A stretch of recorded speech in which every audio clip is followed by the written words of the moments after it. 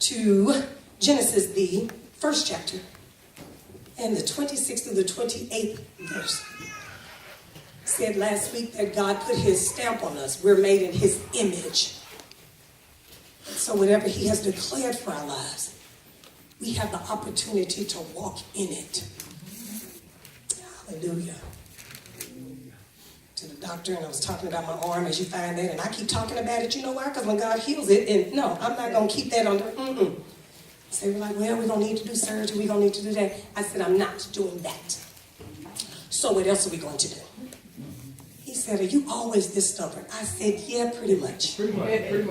And I'm not saying because surgery is what God used to heal and to do it. But I took a stand for me and just said, I don't want that to occur. God, I want you to heal me. Just without that. Now again, I'm not against surgery. We had my sister, had everybody. God has different measures by which he heals. But I just chose to say, I don't want you to cut on this arm. I want, when I lift it, that it will be healed and whole and well. That when you go back in, you won't see what you see now. That's when you understand that you are citizens of the kingdom. You can declare a thing, you can speak a thing, and then you have to stand on the thing. Now you can't say that and then go back and make an appointment for the surgery. You either stand on it or not. And again, I'm trying to make sure, because I don't want nobody, if you know that's what you need, you do that. But I chose to stand here for me. That's right. I told the devil, I'm not playing with you. See, sometimes we play too much with the devil. Instead of operating in our place of authority. I said, I belong to God. You are trespassing. Because sickness does not come from him. And if this is something I'm dealing with, you are unauthorized to even be on the premises. Now you can go by yourself or I can have you removed. Faith will remove the enemy off the premises. So until it manifests, because I've already received it here, until it manifests, I'm going to act like it's done. So instead of holding you right here, if I got to lift you in pain, I'm going to lift you in pain. Because there's going to be a day when I lift you in pain won't be there. Because in my eyes it shall be given. Why do you have that confidence? Has nothing to do with me. That's right. Has everything to do with the God in you. He said it's an indictment. When you act like you don't know, I can take care of your business. That I can take care of your stuff. Act like you don't know. And it doesn't mean we won't go through things. Hear me in the Holy Ghost doesn't mean that. I just said we'll deal with some things. Maybe persecuted. Maybe cast out. But we're not destroyed. As long as you're still here, you're winning. Amen. Tell the person next to you, you're winning. That's why I'm going to do one later on, reframe winning. Because if you are still here, you have beat all the odds. The enemy would have loved to take you out, would have loved to destroy you, but you're too stubborn to give into his plan. I just want to check the stubborn people in the house and say, oh no, it ain't going like that. But I serve a God who is able. So we understand that and we know that. You're like, Pastor, how you get there from family? Hold on. Because sometimes we'll take care of everything else but our family. We'll speak to every area of our lives and let our family just be. But God said family is what I ordained from the beginning. There's a power that rests on families that we don't use. Why is it there? The Bible said, then God said, let us make man ready last week in our image and after our likeness. And let them have dominion over the fish of the sea and over the birds of the heaven and over the livestock and over all earth and over every creeping thing that creeps upon the earth. And the next one. So God created man in his own image. And in the image of God created him, male and female, he created them. And God blessed them. Somebody say, God blessed them. God blessed them. And God said to them, be fruitful and multiply and fill the earth and subdue it. Subdue it. And have dominion. Yes. Have authority. Yes. Have power. Yes. Don't just let any old thing happen, but speak a thing into the atmosphere and expect that thing to give dividends. Have dominion over the fish of the sea and over the birds of the heaven and over every living thing that moves on the earth. He took care where your eyes lift. He took care where they lay.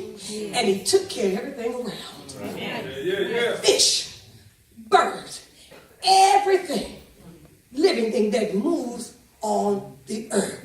Tell your neighbor, you have dominion. Now, whether you choose to use it or not is up to you.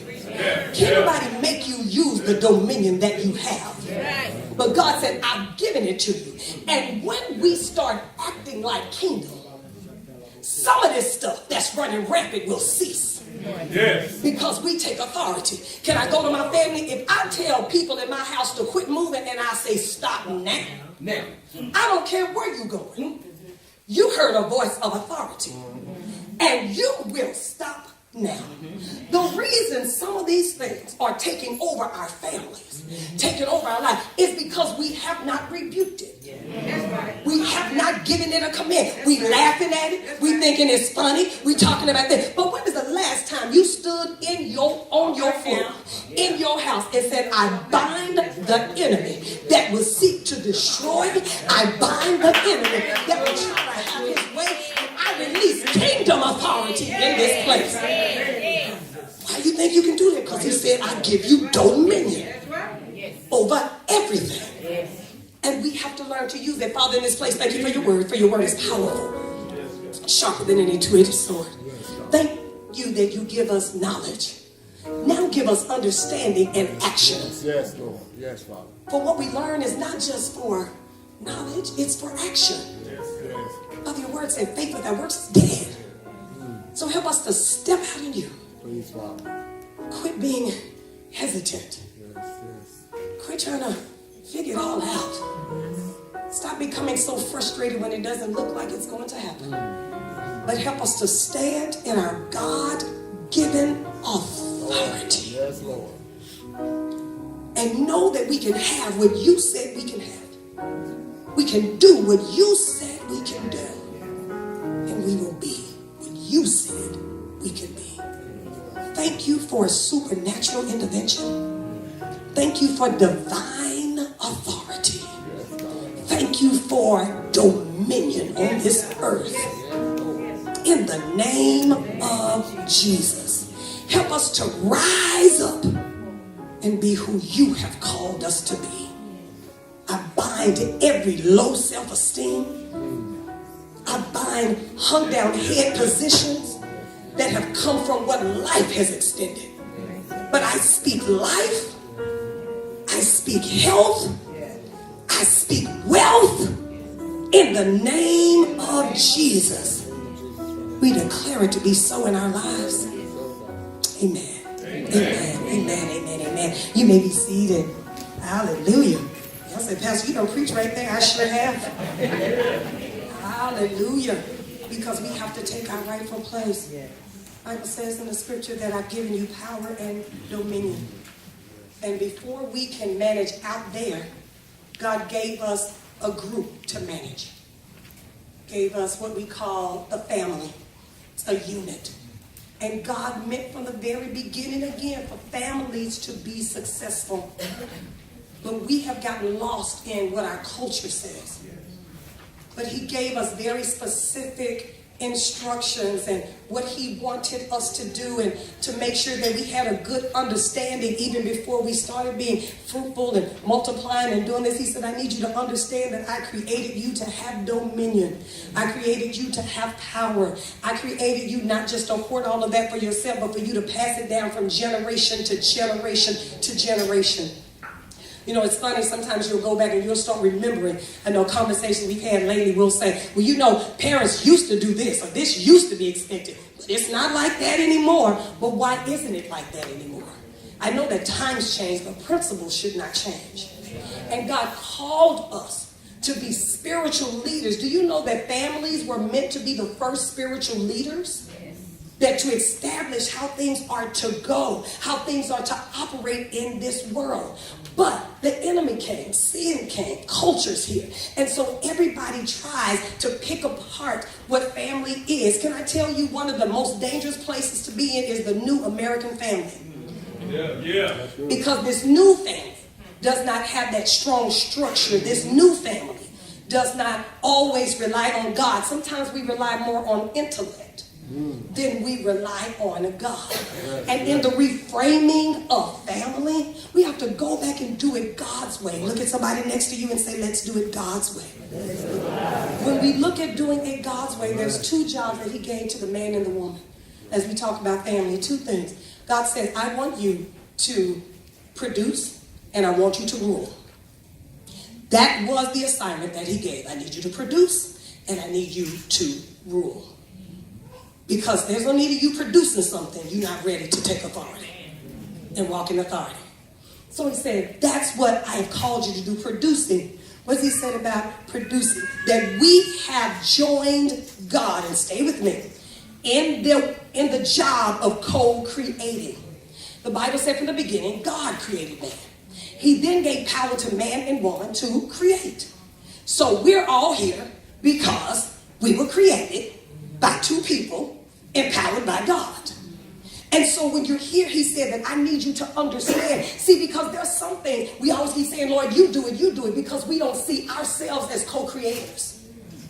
We don't see ourselves as being endued with power. But when you have relations, that's what the old people say. Relations can cause reproducing. God said, I put in you the power to produce. I put in you the ability to bring something into existence. But God does not want us to just keep that at childbirth. He wants us to understand that we have the ability to bring some things into the present. Amen. That's why he says, speak those things as be not, as though they were. Because in your mouth, there's ability to reproduce. There's ability to make things happen. That's why you have to watch what you say. You keep declaring you will never have anything, you will never have anything. But it amazes me when people can step out into nothing and create something. He said the reason I demonstrate that to you and I make sure you know who I am and what I'm capable of, because then I turn around and say, I'm in you and you're in me.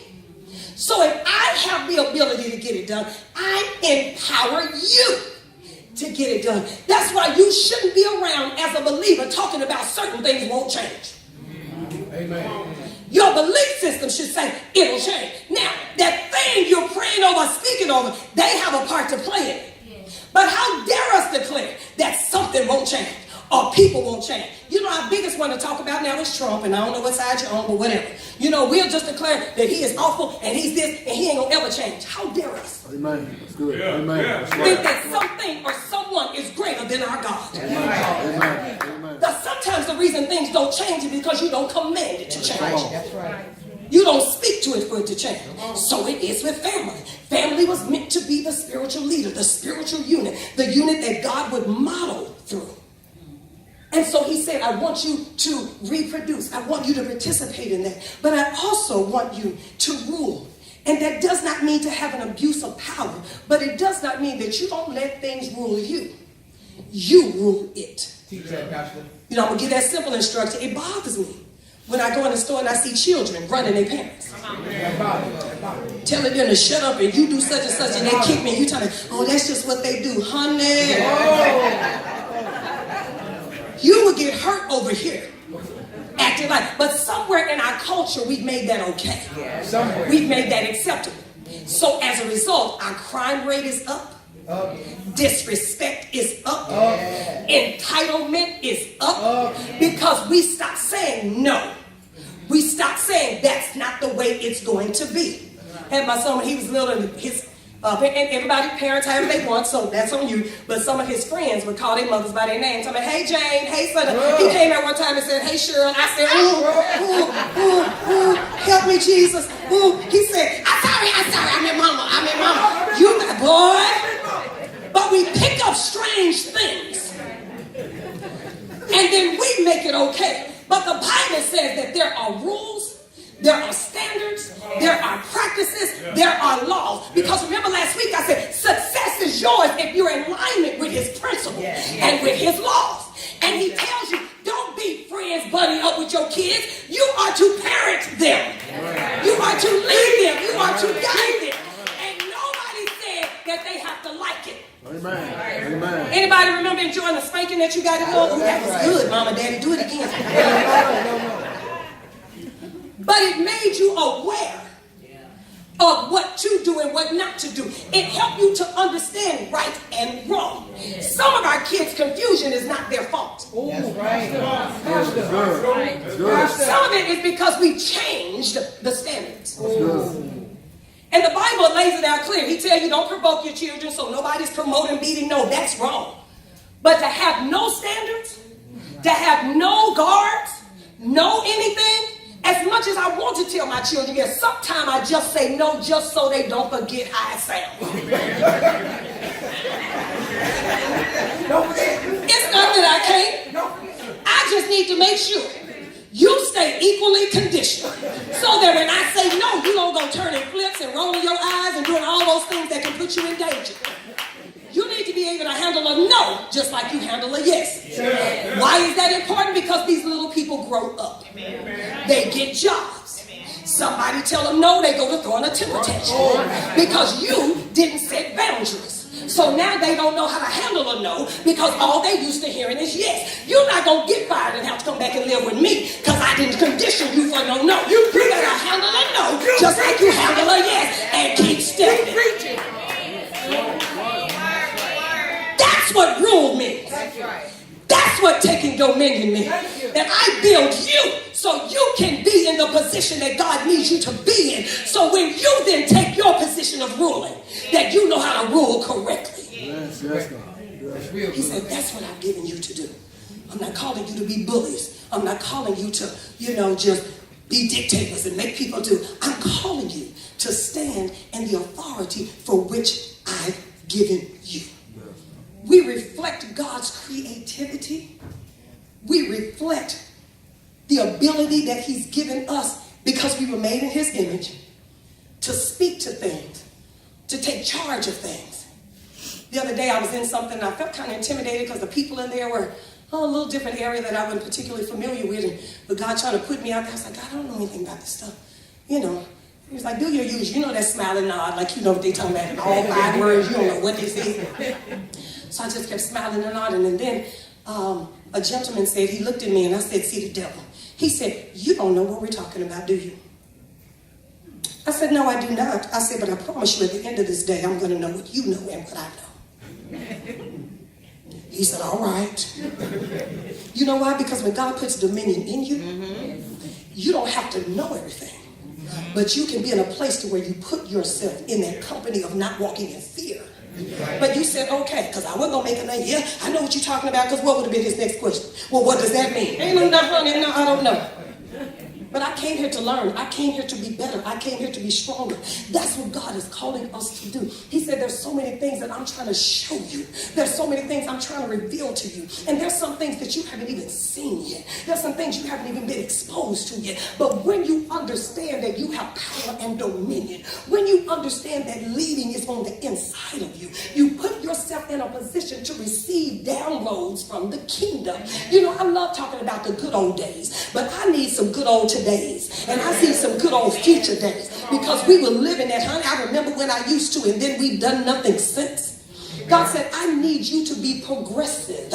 I need you. If I'm going to do a new thing, who am I going to do it in? Right. Because if we are so conditioned to old and not new and don't want to change, then we will get stuck, and the new things that God has will not happen in our lives.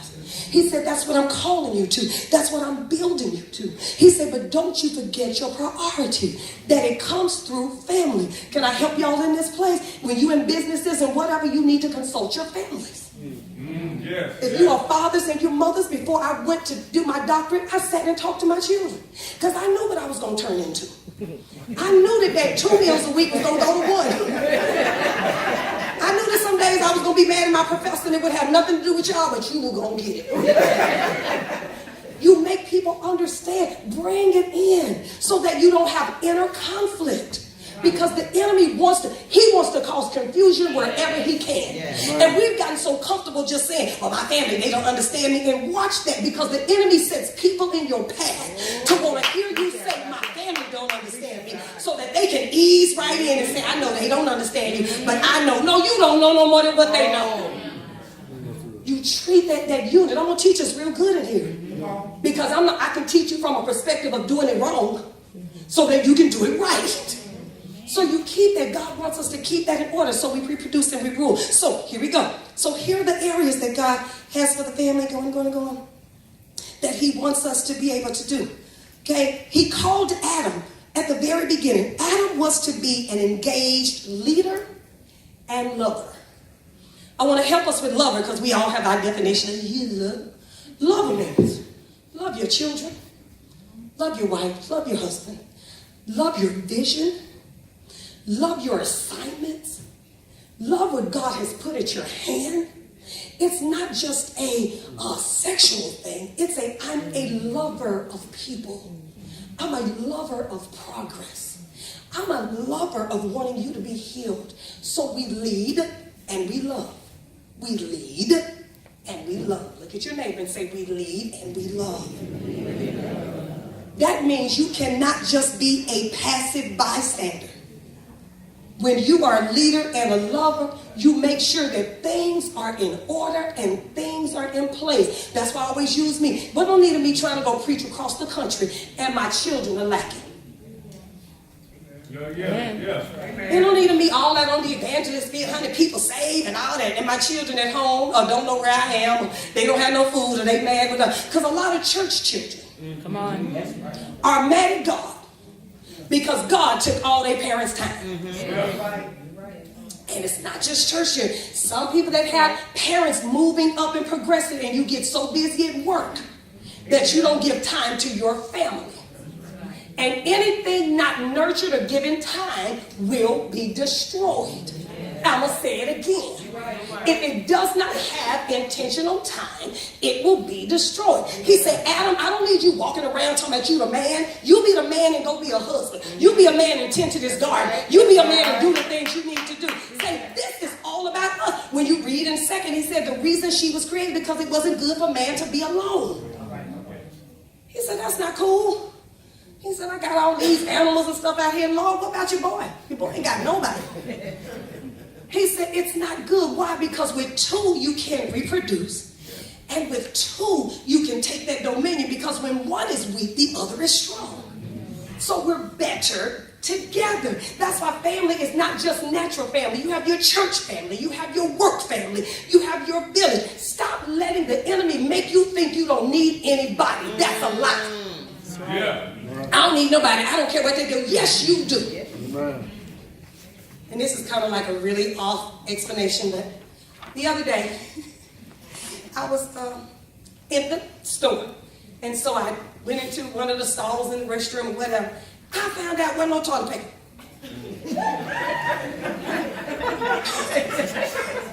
And as independent as I am, I needed my neighbor.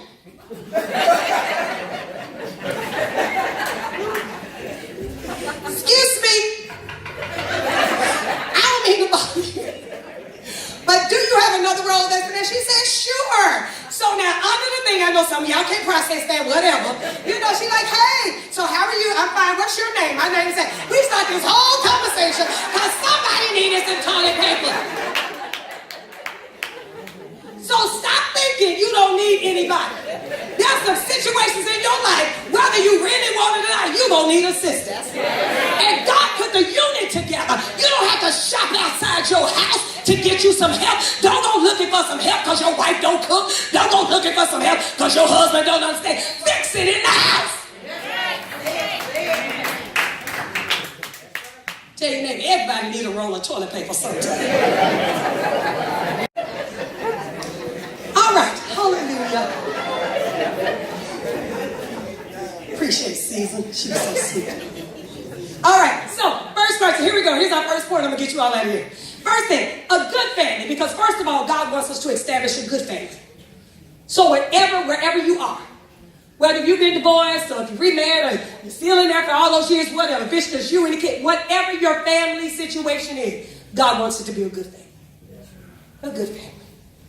So a good family is an incredible sanctuary in life if we follow biblical principles. Your family is supposed to be a place where you can go and just be you. Your family is supposed to be a safe place. Now I know we have all different, all of that different dimensions of family and all of that. It may not been as good with you growing up, but can I tell you some things you just stop right here. Maybe that was then, but I want to make sure that my family, whether it's me and these two, whether it's my kids, my sisters, my cousins, my whomever, I want to make sure that what's around us is good. So that it can be a place that people can come to. It's a place where people feel safe. You know, when I was growing up, one thing I remember so much, my daddy was not perfect by no means. Lord have mercy. I love my little person. I was talking real loud to him. I said, wow, why are we talking so loud today? I was talking to him yesterday. Huh? We talking real loud. Huh? I say, Daddy. He said, you're going to have to speak up if you call me. I don't know what else to do. He said, now that's better. Whoa, y'all think I be making this stuff up? I'm telling you for real. But one thing I loved about him, there were two things I didn't have to worry about growing up. I was always given an example of what work looks like. And I never feared that he wouldn't come home and take care of us. Amen. Yeah. I know life happens. But those are some powerful pieces that if you don't ever have to worry about that one coming home and taking care of you. Parents, if you have not even told your kids, I may be hot as fire at you, but I'm always be here. I know you're right. Tell my kids that all the time. I don't care what you do. I don't care what happens. Because there's one entity of their life that's no longer available. I don't have nothing to do with that. All I can do is what I do. So can I challenge you? Stop trying to live everybody's part and just do your part. Just do your part. So he said that you prepared for a sanctuary. It thrills me when I hear my son and my daughter say, Mama, it was a rough day or whatever. I just want to go home.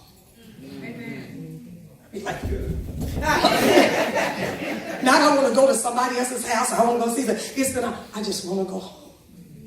God has infused us with the ability to create places that's safe, that's nurturing, that has the resemblance of a sanctuary. So that those that are coming together as that unit, they know if I can just get home, if I can just get to the people that God has connected me to. Why is that important? Because God is going to start shrinking your outside influences to teach you to lean on those he's connected you to. He says, so that becomes the sanctuary. I always laugh at the press. I always know what they're going to do. Who you going with? Your family, your family, your family. I always think they like the new Brady Bunch. I'd be like, da-da-da-da, da-da-da-da-da. Okay, it's family. But you know what? God has called us to put that first. Can I make sure you understand the order? The order is your faith in God, then your family, and then ministry. Okay? Because people try to mix that ministry and God up. It's God, your relationship with him. Then it's your family, building your family, and then it's your ministry. Okay, so that's why when we follow guidelines, okay, life can be cruel and a lonely place. The family is being redefined by our culture. We don't want to get into that because we're challenged every day with one. But God has given the family to provide companionship. Somebody say companionship.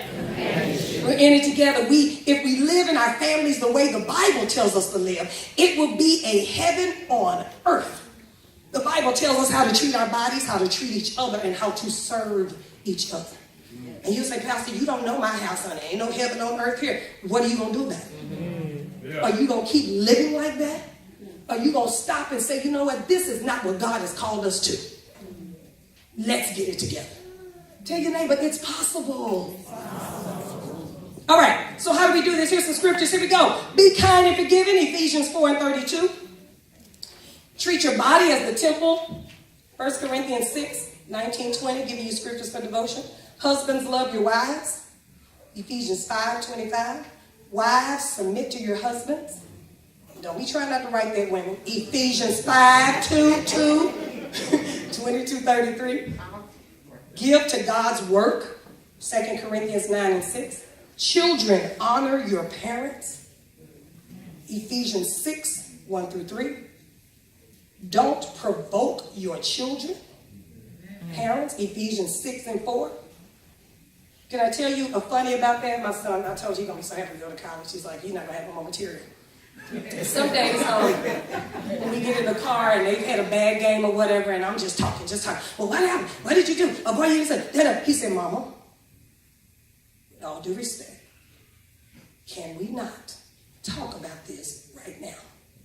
When I first used it, I started saying, I know he didn't just try to shut me down. I'm going to talk about anything I want to talk about in this here car. But you know what wisdom said? You're provoking him. He has to get it together right now to regroup. Anybody need regrouping after something happens to him? Sometimes our children need that same opportunity. And after a couple of times, I started saying, I get it. I said, just let me know when you're ready. So sometimes he gets in the car and he goes to talking, and other times he gets, I say, how we should never mind. Okay? Just let me know when you're ready. And I just turn my music up and I just be singing and doing whatever. It did not make me less of a parent. Right. It made me more approachable. Because now he knows, okay, she gets it. So she'll come and talk to me. And then he comes and we talk and we talk and we talk. And I'm like, is that it? You have to have wisdom. That's good. As you parent. That's what provoking me. It means like you know how far to go. Sometimes give them some space. Come back. That's part of parenting. All right? So I just helped you out there, children. Helped you out. Don't provoke. Ephesians 6, 4. Respect authority. We're struggling with that. And can I tell you, in the home, wives, your children watch how you respect. Husbands, your children watch how you respect. That stuff has to be taught in the home. Nobody should be teaching your children respect one-on-one in school. They should see that in the house. And that doesn't mean you're not going to have heated discussions, but they should see how you handle them. They should hear you apologize. Teach, Pastor. See, this is the kind of teaching we don't want. We just want to shout everything through. But if you shout in here, but you living in hell. Come on. God said, that's not what I called you. Success is for every area over your life. Don't just ask God to bless your money and he doesn't bless your house. He said, because if you don't do your stuff right anyway, some stuff I can't bless. Yeah. All right? Good teaching? Yes. Because we reframe in our families. Okay. Don't lie. Don't deceive each other in the house. Tell the truth. And there's no such thing as a white lie, black lie, purple lie, red lie. They all lies. I don't care if you tell me they're my favorite color. It's still a lie. Speak the truth. And sometimes it's hard to speak the truth. But yes, I did it. I know I'm going to get there's a consequence for that, but I did it. Train yourself to be honest. All right? And do your work the best you can. Don't work harder for anybody than you work for your family. Then you help for each other. I say that all the time. I do not want to be in all church pictures, and my son never has me in a picture of his activities. Because I'm telling you, I love my little bitty people, but I don't have a picture of my dad in any of my extracurriculars. I'm all right, though, y'all. But you know what I learned from that? To do it different. Because he was just like, and he was great about his wonderful. I love the little bit now, but I have no memories of them in any of my extracurriculars. All I have are memories of them are my church activities. And if you're not careful of that stuff, well, you won't be balanced. So I'm making a point. There's some days I come to church and preach with my sweats in the car. So when I get through preaching here, I go put my sweats on and I go to the game and I'm just as loud out there as I am in here. Because you won't have memories of me worshiping, but not engaging with you. Don't get too busy with other things that you don't give attention to your house. And I'm preaching real good in here today. All right? So do your best work. Be there. Colossians 3:27. All right, number 2. I'm going. Number 2. A good family is an incredible advantage in life and reaches to many generations. What you do now affects the next 2 generations. How do I know that? Deuteronomy 7:9, it said, know therefore that the Lord thy God, he is God, the faithful God, which keepeth covenant and mercy with them that love him and keep his commandments to 1,000 generations. He says, I'm a covenant keeper. If you've been with us in Bible studies, been talking about Abraham, and when he spoke to Abraham, he said, Abraham, I'm going to bless you and I'm going to bless your seed. I make a covenant with you for generations to come. So what you do, you pass it to other generations. There was this study done by the man named Richard Dugdale, and he did an experiment because he had gone to a jail. He was given assignment to go and interview several people in different jails. And so he went, and in one jail, it was all family members. Family member in one cell, another family was in another cell, another one, another. And the crimes ranged from burglary to attempted murder. And so he did this study, and come to find out, it was generational. The granddaddy was a criminal. Somebody sold moonshine. Somebody did something else. And so for generations it was passed. So then he went and took some other individual group, and he studied another family where the mother had accomplished this and the father had accomplished that, and they were setting this, and here were expectations. Well, their list didn't look the same. Now, I'm not telling you that, because there are many of us in here with stories and people that your life wasn't that way, but God had his hand on you. But can I tell you, if we live according to the plan that God has, what you do produces for the next generation. If you are a liar, don't think you're going to raise a non-liar. We produce like kind. If you keep telling your children to tell them you're not home, they gonna tell their teacher the dog ate their homework. Don't go try to whoop them for that. You'll not get a whooping for lying at the door. Don't go cheating on your spouse and your child cheat on their test. And you're gonna get mad. But they're exposed to what you're doing. Oh, I know it's tight, but it's right in here. Either we're gonna do it God's way or we're not. You set those examples and you show them. Some of the reasons I don't even go places to do it out because I know that I'm the model for my house.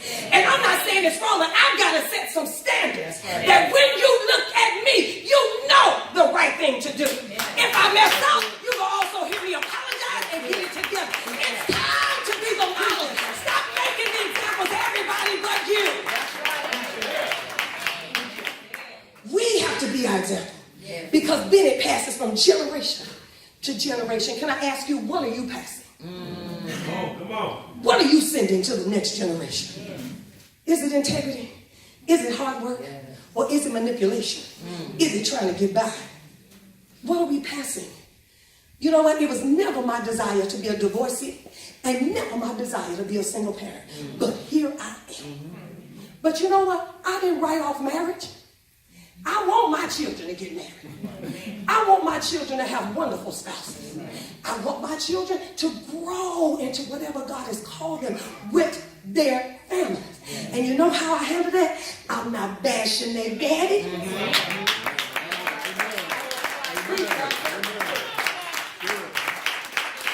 I ain't got no poster up with his picture and some darts.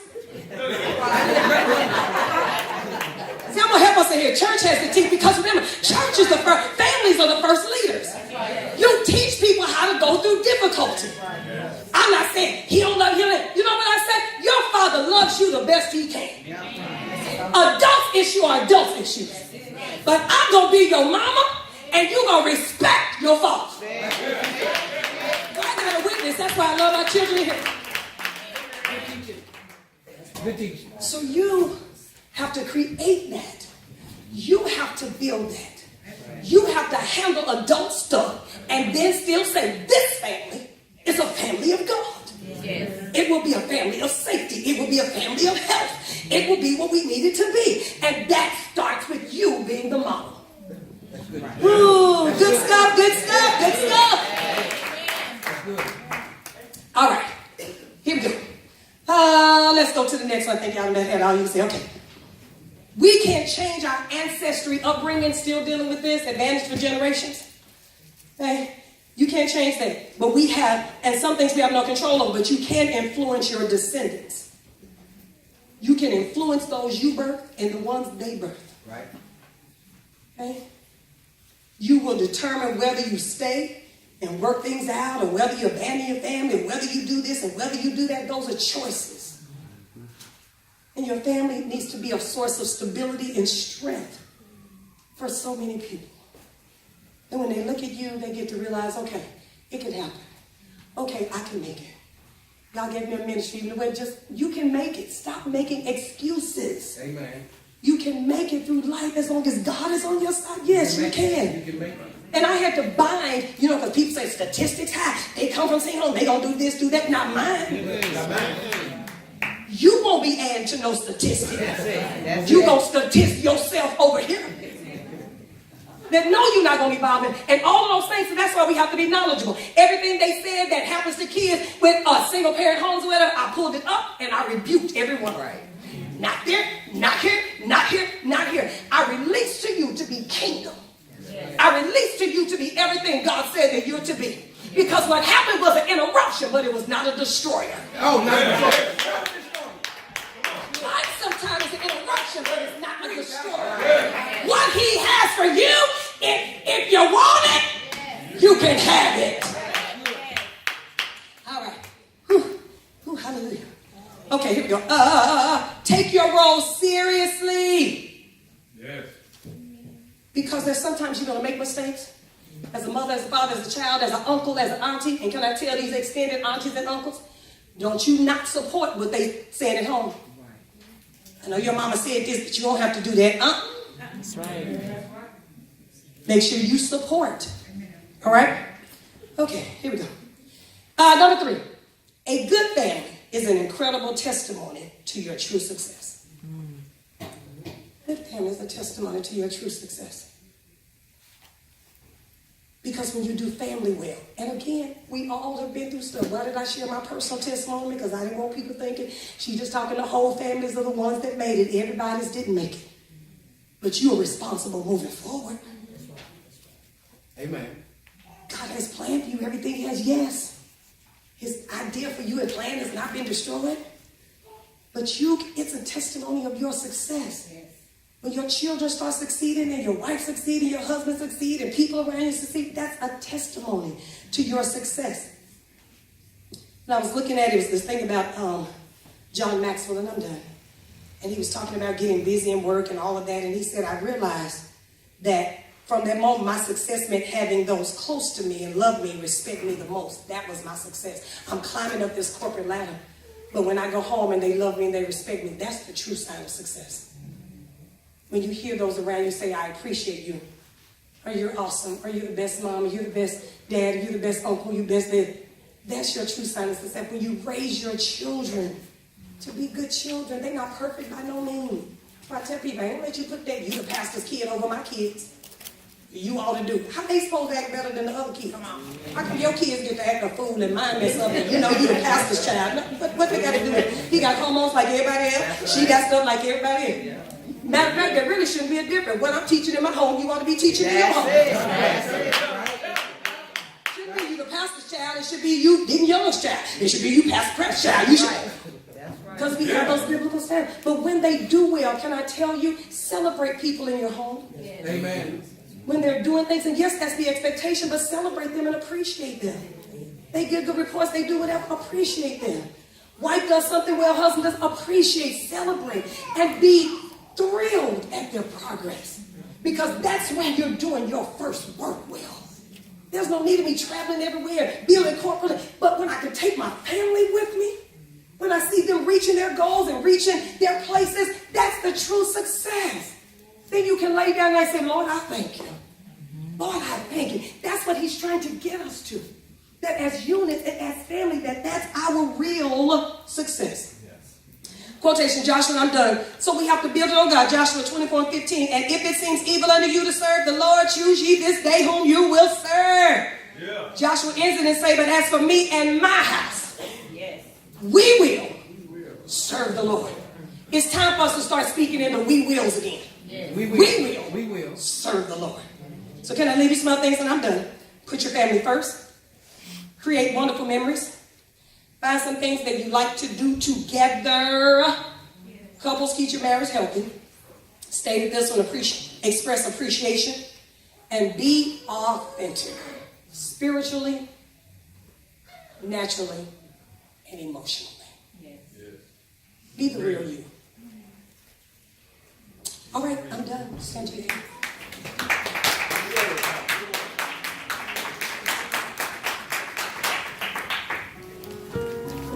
God wants us to be strong from within and without.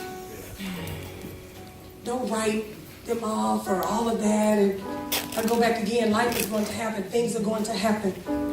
But you have the power to strengthen what you have when you connect. Whatever that family is, whether it's your natural family, the people you connect to, the people in church, make it a healthy exchange. There's some things in your house you need to fix. Go fix it. Don't just let stuff linger. There needs to be an I'm sorry. Let there be an I'm sorry. Your kids been running wild telling today things about to change. You haven't appreciated those you're connected to. Appreciate them. Can I tell you, some things continue to unravel because we don't address them. We'll just say, Lord, fix it, handle it. No, sometimes you need to get up off your knees and go address a situation. Because God has health and wealth and happiness and joy and success for you and your family. I speak that in this house, that what he has for you and your family, it shall come to pass in the name of Jesus. I don't care how long it's been. I challenge you to use the power that's given you.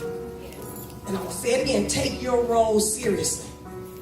Before I'm a pastor, I'm a mama. And anybody knows, y'all know I love being a mother. Love it. Especially since the doctor said I couldn't have no children. I got 2 of them. And I take that seriously. How dare God allow me to have it and I just treat it any kind of way. Being a husband or wife, that's a big deal. Being a good sister, a good sibling, all of that's a big deal. A big auntie, uncle, if you're a godparent, all of that's a big deal. Because it helps us to establish the unit that God destined from the beginning. Lift your hands and say, I will be a part of a good family. I will be a part of a good family. And that means you got to do your part. Do your part. So I pray in this house that whatever family hurt, it be released from your life. That there's people that wronged you, that you forgive. That you strengthen that which remains. And that you become what God said you can be. That it's not over till God says it's over. Let's sit down, have conversation, develop vision for your family. Say, this is where we're going. This is what we're going to do. Support each other. Grow together.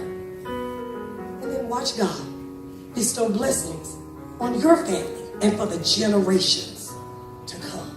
Anybody want that? Want that in your life?